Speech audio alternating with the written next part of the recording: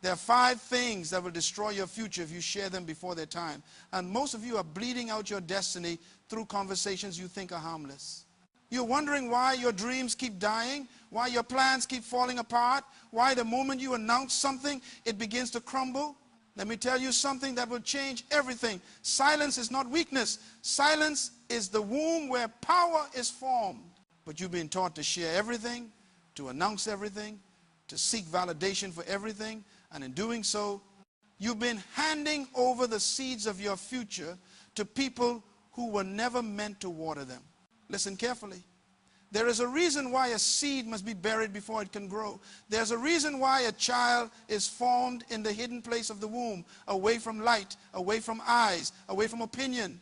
There is a reason why the lion cub learns to hunt in the tall grass where predators cannot see its weakness.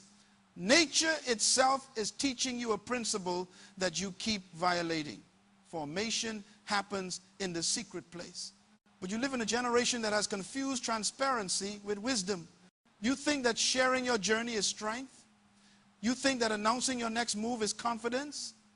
You think that exposing your struggle is vulnerability in its highest form. And while the world celebrates your openness, your enemies are taking notes. While you're busy posting your plans, someone else is stealing your strategy. While you're explaining your vision to people who lack the capacity to see it, you're inviting doubt into a space that was meant to remain sacred. You feel lost right now because you've been sharing treasure with people who see it as trash. You've been explaining diamonds to those who only understand dust. You've been pouring your heart out to individuals who were never assigned to carry it, and now you're confused about why you feel empty. You're wondering why nothing is working. You're asking yourself why every time you get excited about something, it dies before it manifests. Let me tell you why. You're breaking the law of incubation.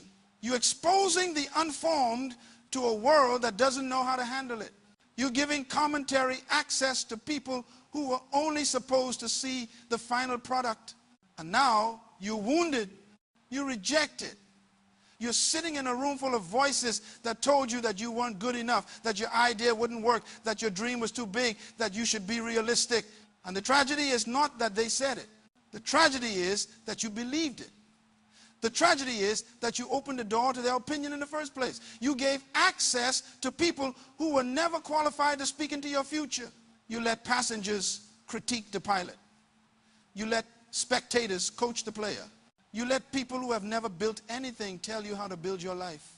Some of you are reading this and you're angry because you recognize yourself. You're realizing that the very reason you're stuck is because you've been too open, you've been too accessible, you've been too eager to share. And the people you shared with didn't celebrate you, they sabotaged you. They didn't pray for you, they doubted you. They didn't support you, they became the very weight that held you down. And now you're carrying rejection that was never meant for you. You're nursing wounds that were inflicted by people who never deserved access to your heart in the first place. But here's what I need you to understand. The wound is not the end. The pain you feel right now is proof that you're alive. It's proof that you still care. It's proof that something inside you is still fighting to break free. But you cannot win this fight by continuing to bleed in public. You cannot grow by exposing every root. You cannot rise by announcing every step. There are 5 specific things, 5 sacred spaces in your life that you must guard with everything in you. Because if you don't, you will never see the fullness of what you were created to become. You've wasted time trying to convince people who were never meant to understand. You've burned energy defending dreams to individuals who were assigned to distract you, not support you. You've lost years seeking approval from voices that were never meant to validate you. And the saddest part is this. While you were busy explaining yourself, someone who said nothing was busy building. While you were posting your plans, someone in silence was executing theirs. While you were looking for encouragement from the crowd, someone was getting instructions from their creator. This is not about arrogance. This is not about secrecy. This is about wisdom. This is about understanding that everything valuable is formed in the hidden place. Gold is refined in fire where no one sees. Diamonds are created under pressure in the depths of the earth. The lion's roar is developed in the wilderness, not in the zoo. And your purpose, your identity, your next level, it's all being formed right now in a place that requires your silence, your focus, and your absolute protection. You've been feeling alone, and you think that's a curse. But what if I told you that your isolation is intentional? What if I told you that the season of loneliness you're in right now is not punishment, it's preparation? What if the reason you don't fit in anymore is because you're being shaped for something that requires you to stand out? You're not lost. You're being hidden. You're not forgotten. You're being refined. You're not abandoned. You're being separated from everything and everyone that would contaminate the process. The first thing you must never share with anyone is your unformed vision. I'm talking about the dream that's still developing, the idea that's still taking shape, the plan that hasn't been fully downloaded into your spirit yet. You get a glimpse of something greater. You see a flash of what could be. You feel a stirring in your soul that says there's more for you than what you're currently experiencing. And the first thing you do is run to tell someone. You call your friend. You post it on social media. You announce it at dinner.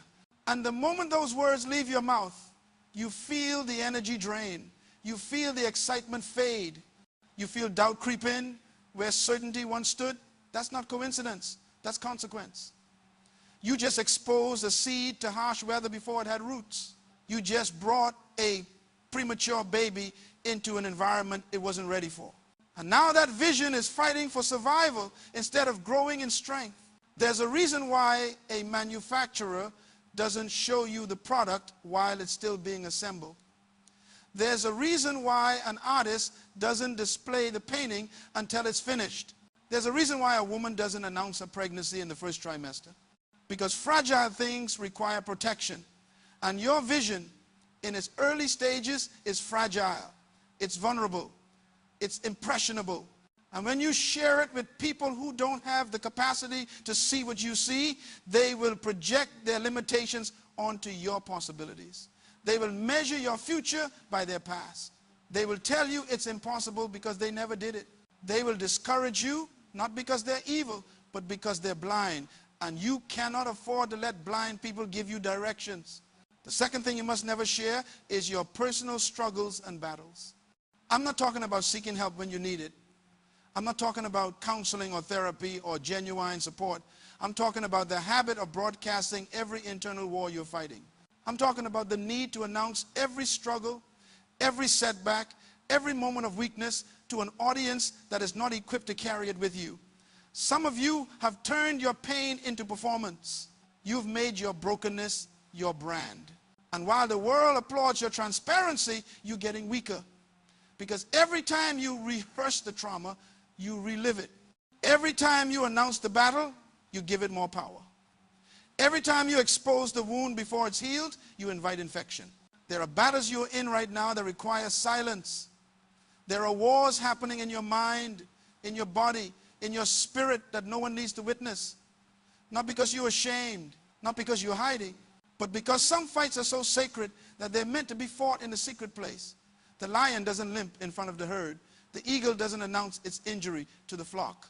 Because the moment predators see weakness, they attack. And you've been giving your enemies ammunition by telling them exactly where you're vulnerable.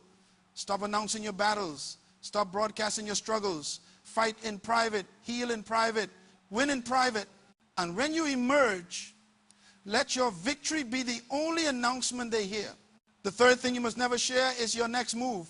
Strategy dies the moment it's announced. There's a reason why military generals don't broadcast their battle plans to the enemy. There's a reason why chess masters don't reveal their next 3 moves. There's a reason why successful people move in silence and let their results make the noise. Because the element of surprise is a weapon. Because timing is everything. Because there are people in your life right now who smile in your face but pray for your failure behind your back. There are individuals who pretend to support you but are secretly hoping you stay exactly where you are. And when you tell them your next move, you give them the opportunity to block it, to sabotage it, to beat you to it, or to plant seeds of doubt that slow you down. I've watched people announce they're starting a business only to have someone close to them steal the idea and launch first. I've seen individuals share their plans to move, to change careers, to pursue a dream, only to face a wave of discouragement so strong that they abandoned it before they even started. I've witnessed the death of potential simply because someone shared too soon with the wrong person. Your next move is sacred information. It's classified. It's between you and the divine assignment on your life. And the people who need to know will know at the right time. Everyone else can find out when it's done. Before I continue, answer one question honestly. How many of your dreams died in someone else's mouth? How many of your plans fell apart after you shared them with the wrong person? How many times have you felt the fire inside you turn to smoke the moment you tried to explain it? If you're still listening, something inside you is waking up. Something inside you is recognizing the pattern. Something inside you is tired of bleeding out through conversations that were never meant to happen. And that stirring you feel right now, that's not anger. That's awakening. That's the sound of your future demanding protection. The fourth thing you must never share is your private spiritual journey. I'm talking about the intimate moments between you and your purpose. I'm talking about the revelations you receive in the midnight hour. I'm talking about the instructions that come to you in silence, the downloads that shift your entire perspective, the encounters that change everything. Not everyone deserves to know what God is doing in you. Not everyone has the spiritual maturity to handle the depth of what you're experiencing. And when you share sacred things with carnal people, they will reduce it, mock it, misunderstand it, or try to control it. Your relationship with the divine is not a discussion topic. It's not content for social media.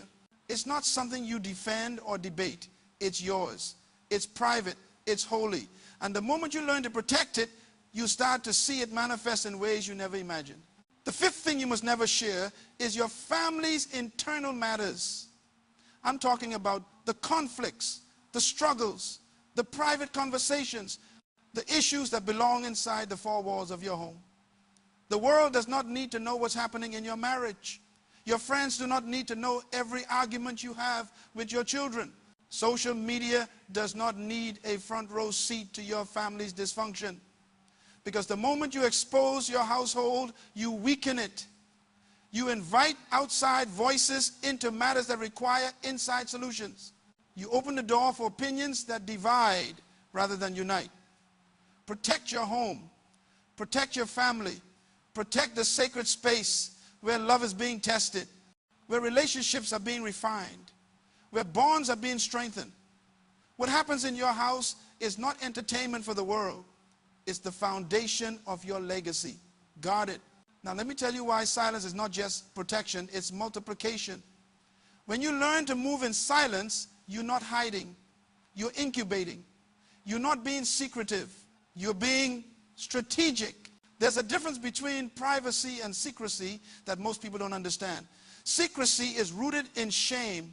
Privacy is rooted in wisdom. Secrecy says, I'm hiding because I'm afraid of being exposed. Privacy says, I'm protecting this because I understand its value.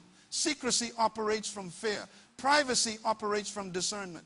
And right now, you need to develop the kind of discernment that knows when to speak and when to stay silent. You need to develop the kind of wisdom that understands not everyone deserves access to your process. Think about the seed again. When a farmer plants a seed, he doesn't dig it up every day to check if it's growing.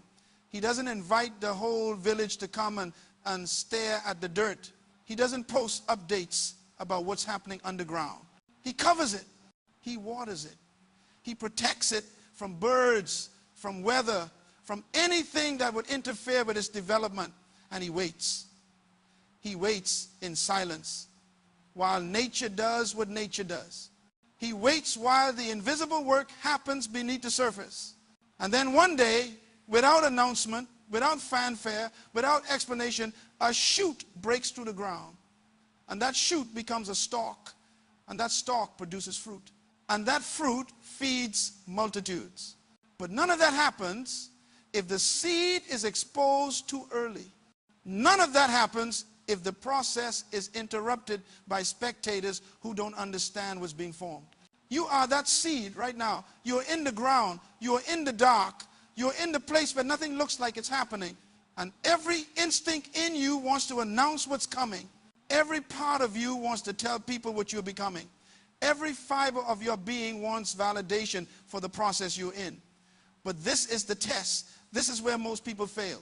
This is where dreams die, not because they weren't real, but because they were exposed before their time. You have to learn to grow in the dark. You have to learn to develop in silence. You have to learn to become in secret what you will eventually reveal in public. The lion cub spends months learning to hunt where no one can see. It stumbles, it falls, it fails over and over again in the tall grass, away from the pride, away from judgment, away from spectators who would mock its weakness. And in that hidden place, instinct is developed, strength is built, confidence is formed. And one day, that cub emerges as a fully formed predator. Not because it announced its training, not because it posted progress pictures, not because it needed applause during the process, but because it understood that mastery is developed in private and demonstrated in public. The roar comes later. The hunt comes later. The kill comes later. But the preparation that happens in silence. There's a craftsman in a workshop right now sharpening a blade. He's been working on it for hours, days, maybe weeks, and no one knows. No one is watching. No one is cheering him on. He's alone with the stone, with the steel, with the repetitive motion of refinement. And every stroke is making that blade sharper. Every pass is removing imperfection. Every moment of focused silence is turning a piece of metal into a weapon. And when he's done, he won't need to announce that it's sharp.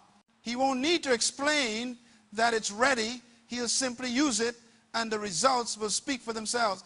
That's you. You're being sharpened right now. You're being refined. And the process is boring. It's repetitive. It's lonely. But it's necessary. And the moment you try to rush it, the moment you try to skip it, the moment you try to announce it before it's complete, you dull the very edge that was being formed. You need to understand something about direction versus movement. Most people are moving, but they have no direction. They're busy, but they're not productive. They're talking, but they're not building. They're posting, but they're not progressing. And the reason is simple. They've confused activity with advancement. They think that because they're doing something, they're going somewhere. But movement without direction is just noise. It's just motion. It's just energy being wasted on things that don't matter. Direction is different. Direction requires focus. It requires clarity. It requires the discipline to say no to good things so you can say yes to the right things. And here's what most people miss. Good is often the enemy of right. You can be surrounded by good opportunities, good people, good options, and still miss your right path.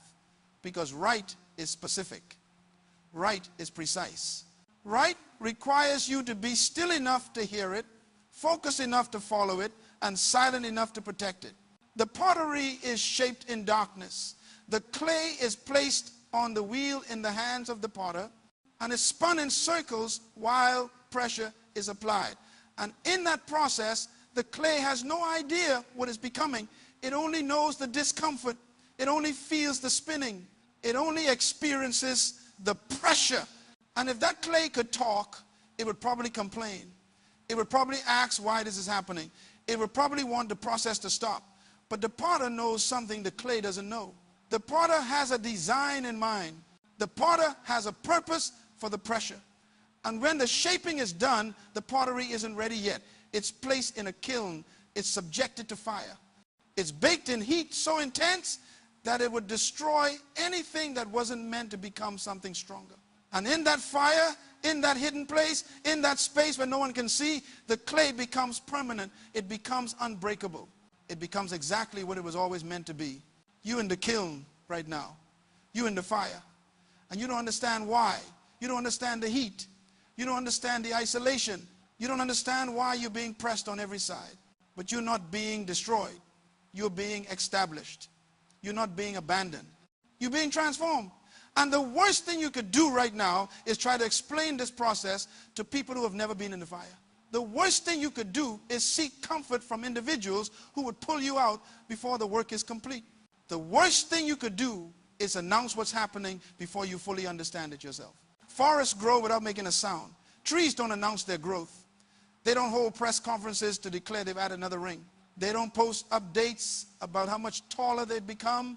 They just grow in silence, in consistency, in obedience to the design written into their DNA. And over time, what was once a small sapling becomes a towering tree. What was once fragile becomes unshakable. What was once easily broken becomes a shelter for others. But none of that happens if the tree spends its energy announcing its growth instead of actually growing. None of that happens if the tree is more concerned with being seen than being rooted. You are not obligated to explain your metamorphosis to caterpillars. Read that again. You are not obligated to explain your transformation to people who are still crawling. You are not required to defend your flight to those who are still bound to the ground. You are not responsible for making your elevation comfortable for people who chose to stay low. And the moment you understand this, the moment you truly internalize this, you will stop shrinking yourself to fit into spaces you've outgrown. You will stop dumbing down your vision to make insecure people feel better.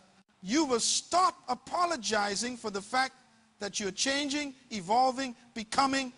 Maturity is learning when to speak and when to stay silent. Maturity is understanding that not every thought needs to be expressed, not every feeling needs to be announced, not every revelation needs to be shared. Maturity is having the confidence to move without needing validation from the crowd. It's having the strength to build without needing applause from spectators.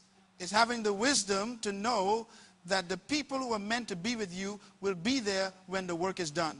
And the ones who weren't meant to be there will reveal themselves by their absence, by their doubt, by their discouragement. Let them go. Let them talk. Let them question. You keep building. You keep growing. You keep moving in the direction that only you can see. What's forming in you right now is bigger than what anyone around you can comprehend. What's being built in this silent season is not for their understanding, it's for your assignment. And the reason it feels heavy, the reason it feels isolating, the reason it feels like you carrying something no one else can see is because you're pregnant with purpose. You're carrying destiny. You're holding the blueprint for a future that hasn't manifested yet.